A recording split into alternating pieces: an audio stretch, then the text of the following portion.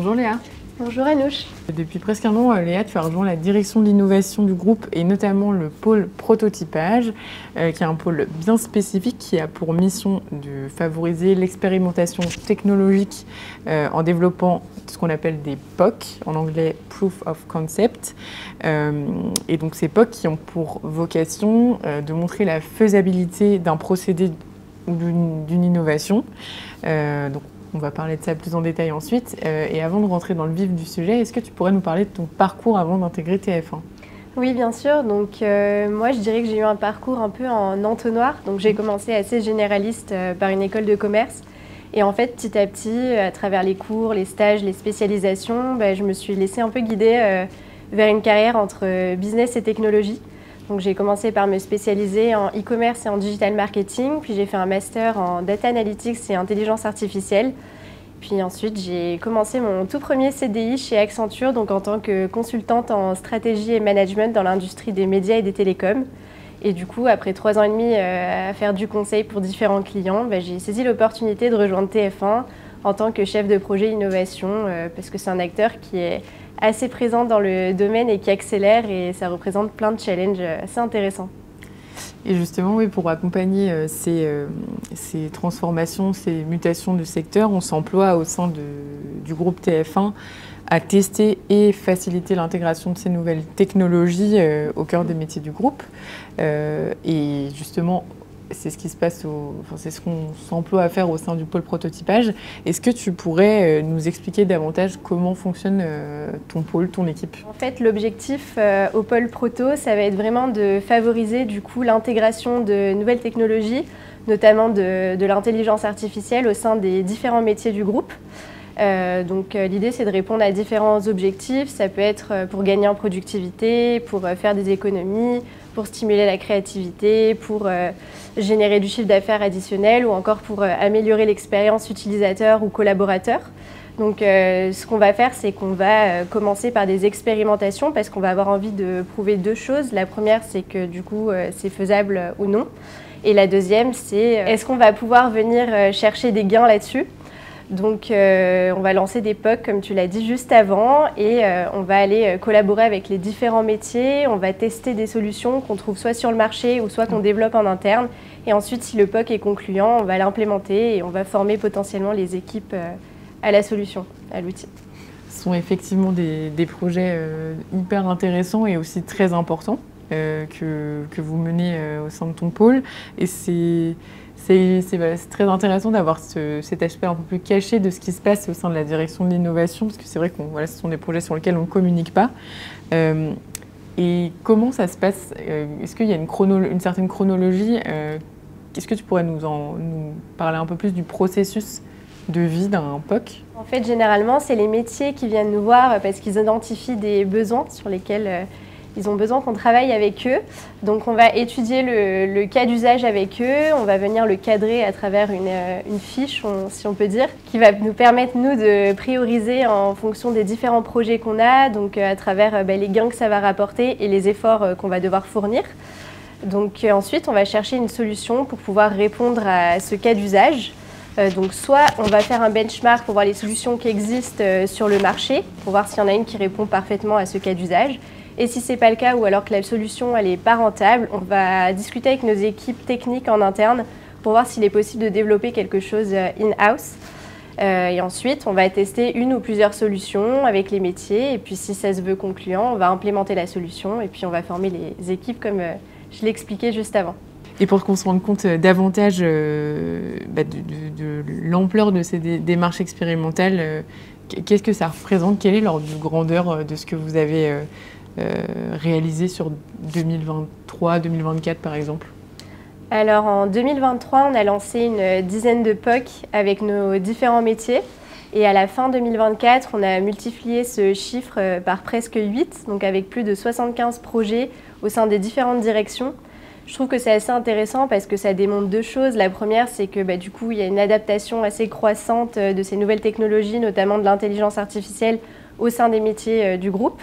Et la deuxième, c'est que du coup, les possibilités des intelligences artificielles et des solutions évoluent et ça nous permet de cibler de plus en plus de cas d'usage assez spécifiques. Et pour revenir davantage sur un sujet bien spécifique, je crois savoir que vous avez mené justement en interne des expérimentations pour aider les équipes à s'organiser au mieux dans la lecture des propositions de scénarios de fiction, qui est, j'imagine, un travail conséquent et qui peut peut-être être chronophage. Est-ce que tu peux nous en dire plus ? Oui, en fait, les équipes de la fiction française et de la fiction étrangère nous ont sollicités parce qu'en fait, chaque semaine, elles reçoivent une quarantaine de scénarios entre 20 et 40 pages. Donc ces scénarios, elles doivent les lire, elles doivent les résumer, les analyser et ensuite les présenter en comité de lecture. Ce comité de lecture, ça va permettre d'arbitrer si oui ou non un projet part en développement chez TF1.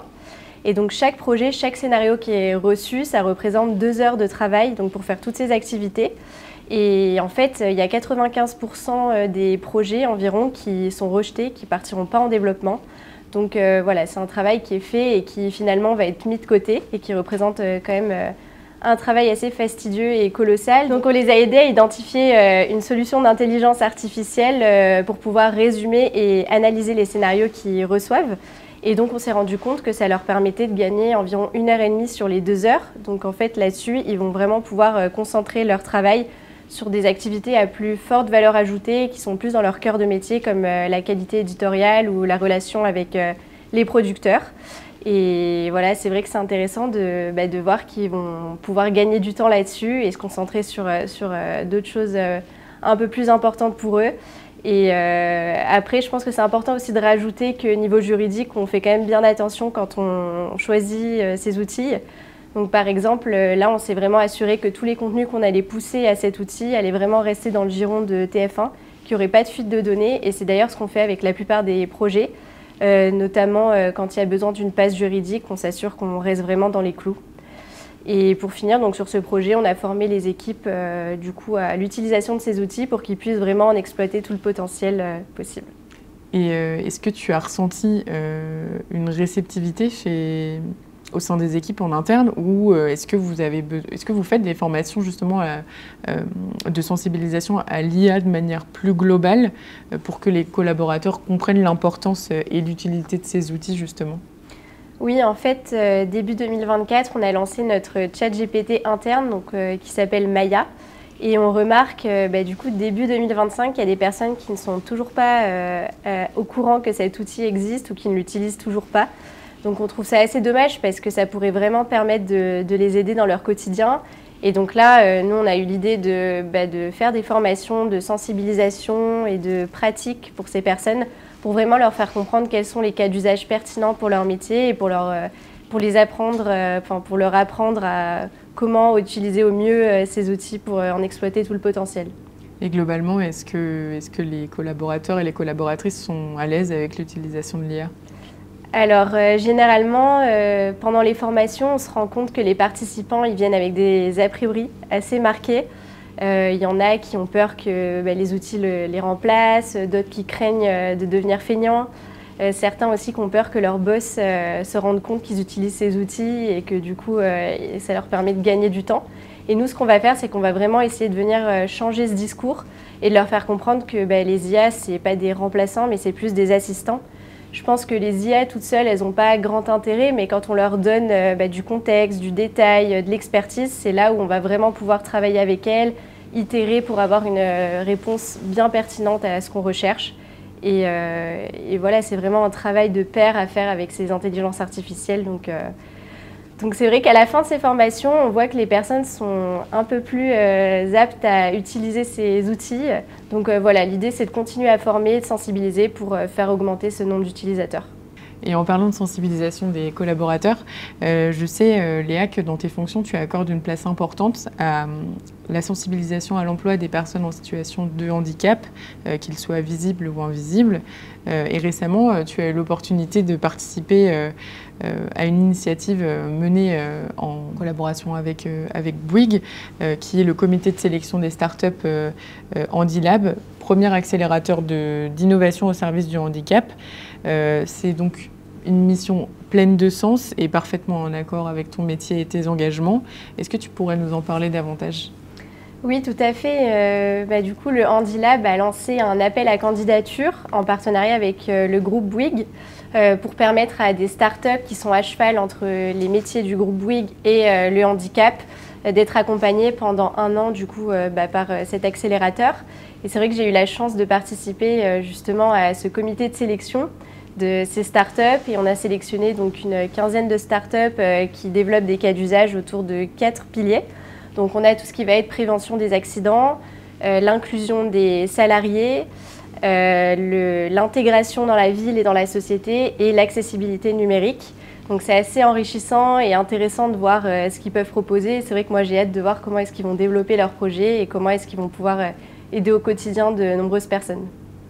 C'est important et c'est utile qu'on s'en parle pour se rendre compte aussi des vertus de l'innovation et l'action que ça peut apporter au service des personnes en situation de handicap ou en perte d'autonomie. Et dans un autre registre, j'aimerais te montrer un extrait qu'on a pu voir dans le JT de 20h sur un autre aspect de la sensibilisation. Donc je te laisse regarder ça sur l'iPad et on en parle juste ensuite.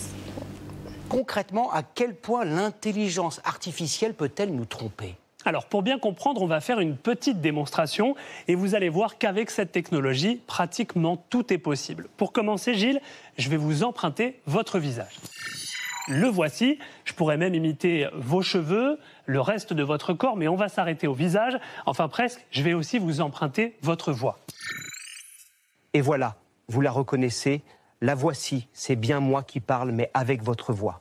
Avec tous ces artifices, je peux vous faire dire des choses que vous n'avez jamais dites et que vous n'avez pas envie de dire. Donc je pense que tu as reconnu cet extrait d'un reportage de Yannick Hézard dans le JT de 20h de Gilles Boulot. Donc c'est en effet un extrait qui a pour but de sensibiliser sur un autre sujet qui est lié à la technologie. Là, on se parle de l'éducation numérique. Quel a été ton rôle dans cette chronique sur les dérives que représente l'IA ? Déjà, pour donner un peu de contexte, en fait, c'est parti de 2 événements en parallèle. Donc, d'un côté, il y avait les événements avec cette fameuse femme, Anne, qui s'est fait arnaquer par un faux Brad Pitt. Et de l'autre côté, il y avait du coup le sommet de l'Action pour l'intelligence artificielle qui s'est tenu les 10 et 11 février dernier. Donc, à ces occasions, en fait, le journaliste Yannick Hézard a voulu sensibiliser le public aux dérives de l'intelligence artificielle générative. Et donc, il a voulu proposer une chronique au JT du 20h. Et donc, pour illustrer ses propos, il a voulu emprunter le visage et la voix de Gilles Boulot pour montrer qu'en fait, ces IA génératives sont très accessibles par tous et qu'elles peuvent être très trompeuses et que c'est important de se méfier du contenu qu'on consomme sur Internet. Et pour l'aider, du coup, nous, on a fait le face swap et le voice swap. Donc, on a pris la voix de Gilles et le visage de Gilles qu'on a mis sur Yanni. Et on lui a fait dire un peu ce qu'il souhaitait dire. Et du coup, on a essayé de faire ça avec des outils assez accessibles à tous. Parce que du coup, c'était quand même le but. Et on a essayé que ce soit le plus réaliste possible. C'est vrai que tout ça va très vite. Et ça demande vraiment de rester alerte. Toi, comment tu fais pour suivre ces mutations qui évoluent de jour en jour et qui peuvent être très vite obsolètes ? Alors, je pense qu'il y a plusieurs moyens. Déjà, je suis abonnée à des newsletters quotidiennes et hebdomadaires. Je pense que c'est important parce que, comme tu dis, du coup, tout peut changer très rapidement. Ce qui, aujourd'hui, est à la pointe de la technologie, demain peut devenir obsolète. À côté de ça, j'essaie de participer à des conférences, à des salons. Je suis des experts de l'IA sur LinkedIn qui publient beaucoup de choses. Et il faut dire aussi qu'être dans l'équipe innovation d'un groupe qui est assez accélérateur dans le domaine, ça aide dans le sens où les discussions peuvent permettre de vraiment se tenir à la pointe des nouveautés, de toutes les tendances actuelles et de suivre un peu tout ce qui se passe au quotidien. Et dans cette logique de veille constante, je sais qu'au sein de ton équipe, vous êtes de plus en plus impressionné par un sujet. On s'en était parlé en préparant ton entretien, ce sont la qualité des fausses publicités qui sont entièrement générées par l'IA. Et on en parle d'ailleurs dans le carnet de l'INO, qui est notre cahier de tendance interne. Donc vous avez décidé de relever un défi, celui de générer entièrement une publicité grâce à l'IA. Qu'est-ce que vous avez cherché à explorer avec ce défi ?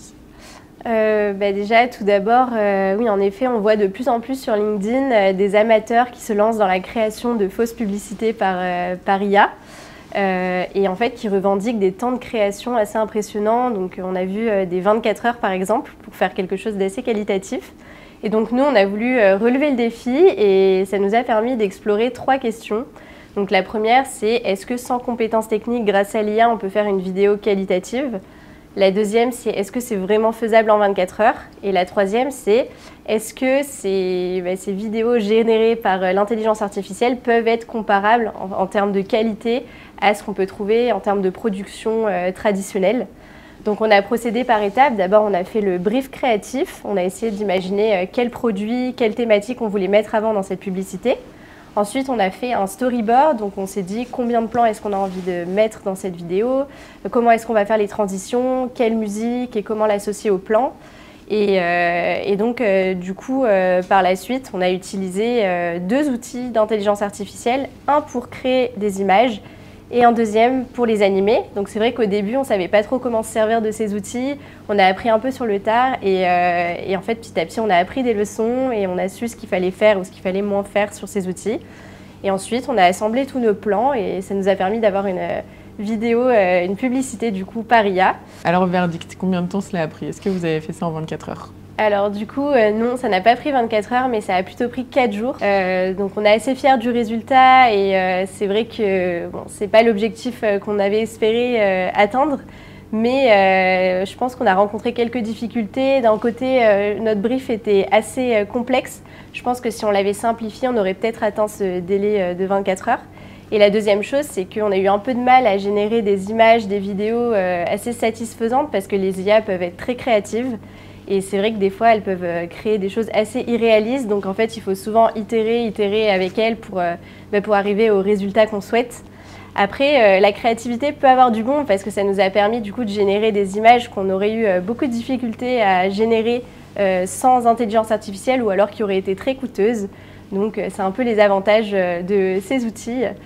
Voilà, donc c'est vrai qu'il faut se rappeler ici encore que l'expertise est nécessaire à apporter à ces intelligences artificielles.